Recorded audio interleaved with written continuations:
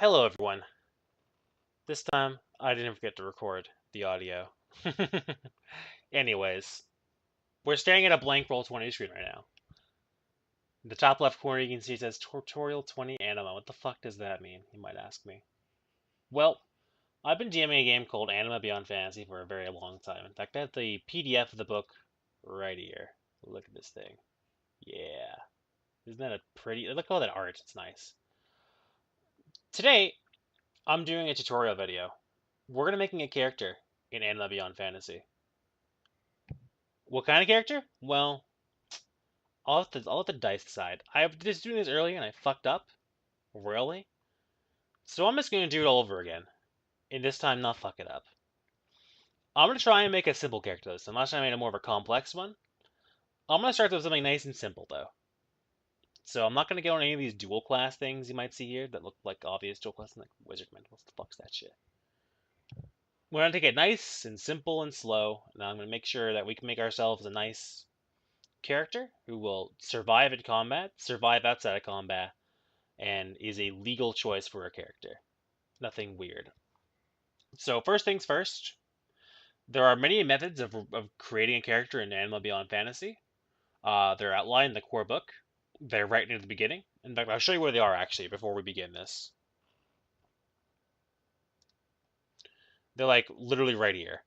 There's a bunch of them. I don't use any of them because I prefer to roll two 10-sided dice and drop the lowest one.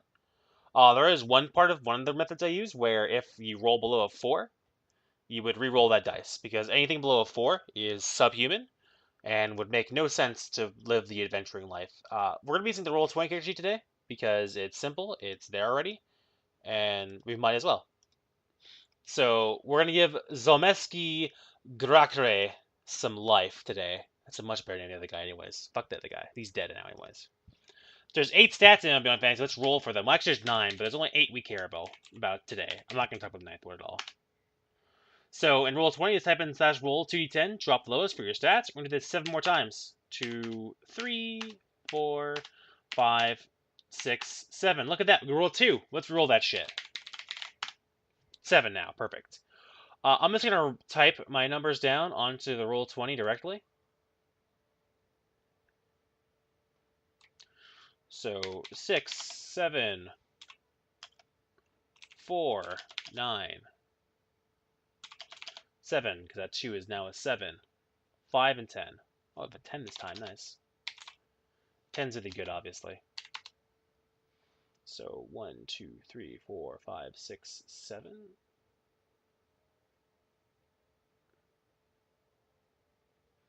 I'm missing a stat. I looked, no, that's, so it starts from the below 10, so that's 1, 2, 3, 4, 5, 6, 7. Huh, only rolled 7 times. There you go.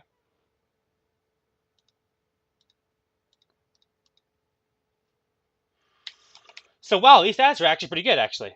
Minus the 4, obviously, but you're always gonna have some bad stats when rolling for a pen and paper game. So how are we gonna distribute these stats? Well, I said we're gonna be something simple. I'm gonna keep to my word of being simple. But I think I know exactly what we're making of these stats. We shall be the greatest class in the game of freelancer. If you ever played Final Fantasy, you are familiar with that term. We're sticking that 10. We'll worry about the 10 last, actually. So, a freelancer in this game can be literally anything, but we're making our freelancer a skill-based character. So, I'm going to put 9 dexterity, and I'm going to fill out my physical stats for my higher numbers, basically. So, 9 dex, 7 strength, 7 con, and 7 agility. Excellent. Now, the rest of my stats are pretty meh, pretty garbo, actually. I'm going to put my 10 intelligence. This opens up some doors for me later on, maybe, but my 10's in intelligence right now, which is good. That's okay. I'm going to put my 6 into power. I like that stat. Perception, in my opinion, is worthless, so it's my 4, and 5 will be my willpower. So these stats will have modifiers. I'll show you where to find the modifiers for these stats so you can do it yourself. But I'll be going, I know them all off the top of my head, so, you know. Ha. So let's just scroll down a bit. It's not too far. It's on literally the next page. Let me just get rid of this and zoom in a bit. Here's all the modifiers, characteristics. So 1 is negative 30, 20 is plus 45, so on and so forth. So anything below an 8, though, is plus 5. That's not like a less than a 5. So these are all plus 5. 9's plus 10. Strength is plus 5. Intelligence is plus 15, baby. Yeah. Perception is minus 5. Whatever. Power is plus 5. And 5 is nothing. Flat. So let's just consolidate all of our numbers down into something more readable. Perfect. Those are our stats. Excellent. Perfect. What now, DM? Well, normally we do our resistances, I guess, if you wanted to, but I mean, the sheet does that for us. I'll explain anyways, though, right now, because, you know, it's a good point now. So, power and con determine your resistances. Well, sorry, I lied to you. Power and willpower help too. Willpower does PSYR, psychic resistance. Power does MR, magical resistance, and con does the rest. Their modifier is added to your presence score. What the fuck's a presence score? Your base is 30 level 1. It's up here. It goes up by 5 level. It's your base for your resistances and how much you take up in the universe, basically. Sweet. Let's go to our class, a freelancer. Let's check out the body of our class. Why would I want to make a freelancer as my first character? Well, that's some question, player. Freelancer lets you be whatever the fuck you want. Lets you become something better later on. This character in particular would probably become some sort of like probably some sort of fighter probably later on in his life, is what I'd guess, based on his stats. But or maybe he'd be a freelancer his whole life and just freelance around. Either or would be pretty acceptable answers.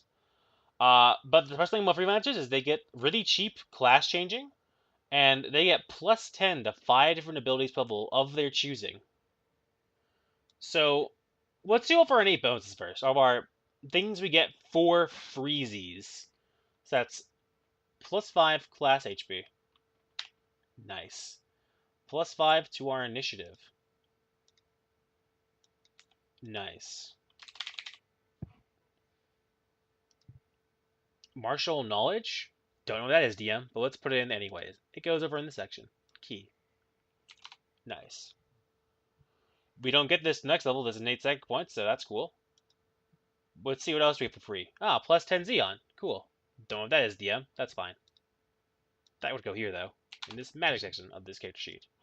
And then plus 10 to 5 different abilities that we get to pick. We just pick 5 abilities that we're going to have really high and put them there.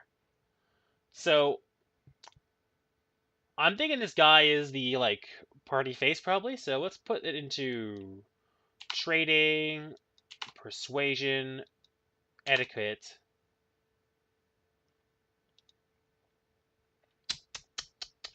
history, and law.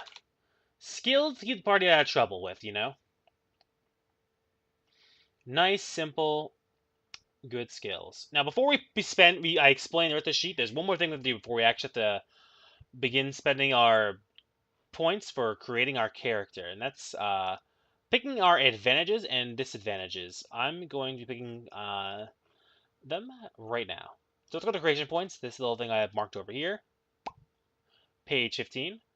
And let's look through these. Let's find some things that make it so we can get some better skills. We want really powerful skills. Oh, this aptitude and this other thing seems pretty cool. It's only of a single secondary ability. Let's see if we can find something that's more useful than... Ah, there you go. Aptitude in the field.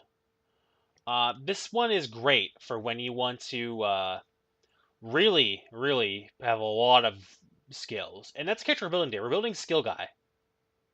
Guy with a lot of skills. We want social skills and intellectual skills. So let's pick this twice and get social and intellectual and make them from 2 to 1 to 1 to 1. I'll explain that's important in just a second. Don't worry.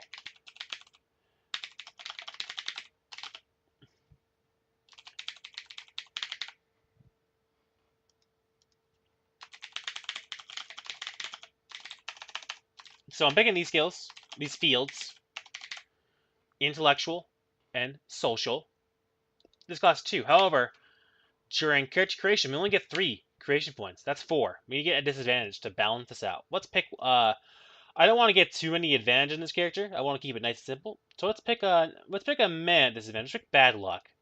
Bad luck just means we're gonna fumble more often. It's not that bad. Let's pick that one. It's it could be worse. Sick. We've spent these creation points. What do they do though? Let's go back to our freelancer and I'll explain what they do. So they reduce the cost of all of these secondary abilities in these fields of social and intellectual. Right now, it costs me 2 development points. I have 600, by the way, to get 1 point in any skill in a social skill. Same for intellectual. However, with these 2 advantages, it's now 1 to 1. That's pretty good. I can get them up real high now. Or, I'm going to get them up pretty decently. I'm going to show you what I'm going to do with that later. They're all popping into V60, by the way, which is pretty good. But we need to be good at combat too, or okay at least. Let's build ourselves out physically first in attack and defense. So right now, according to our stat layout, we're better at attack and block. So let's go with those. Normally, I'd like to go with dodge because dodge is a bit more powerful than block early game, but we're building this character logically, so block would make more sense. We have a higher base block based on our stats. So let's go block, attack, and block. How to make the safest possible character, DM? I don't want to take any risks. How do the rules work for attack and block and stuff? I'll explain that really quickly and concisely. So our limit to spend on this category is 60% of our total development points. That's 360 DP that we could spend. However, we only spend a total of half of our total DP developing attack and defense abilities ever. Half of it. So only half can go into attack and block. What does that mean, DM? That means I can only spend 300 into attack and block. Okay. Could I put all of 1 of that DP into attack, you might ask? No. So it's generally a good idea to develop both, but you don't have to. And they need within 50 development points to each other, or 25 difference if they're base, when you're spending your development points on them. However, for your first character, I highly recommend just making a balanced character. I'm going to show you the easiest way to do that. So we're going to divide that by 2. We're spending 150 points into each of them. Divide that by 2 again, because it's 2 to 1. That means their base, to both of them, is 75.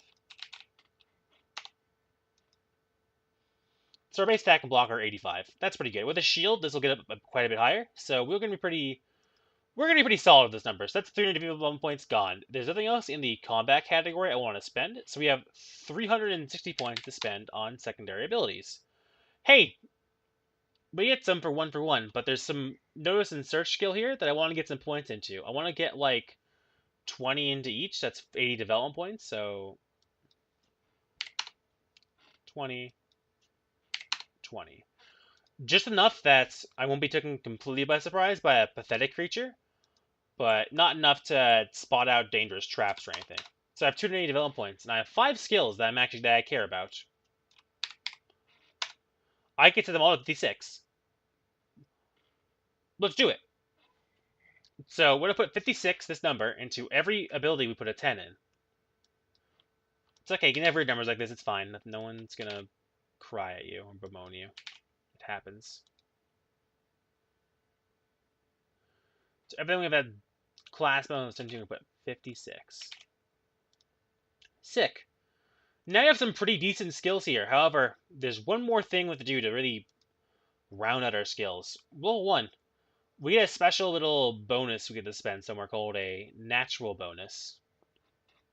This increases one of our skills by our stat again. So 81 would become... Oh, sorry, that's the wrong one. My bad. 81 would become 96 because I have 15. I'm going to put it in persuasion because I want to be very persuasive of a character. And I want to use my persuasion skill to convince people to do things my way.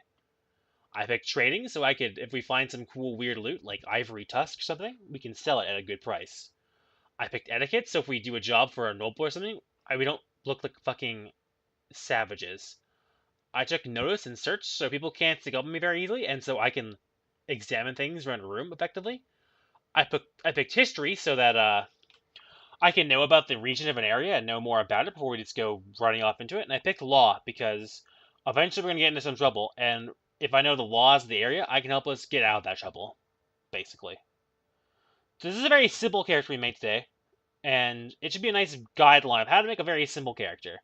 A character who has some decent abilities, but nothing supernatural about them, that will allow them to do well in the game and not die, per se, and allow you to pick a character who you can then change to something else. This guy can evolve into a martial artist or into something else very easily. In fact, if I were to make this character, like if I were to play him over many levels, eventually what I would do is put my stat points I get every even level, so at level 2, 4, 6, 8, and 10, into agility, con, dex, and strength to get them all up to 9 or 10 even.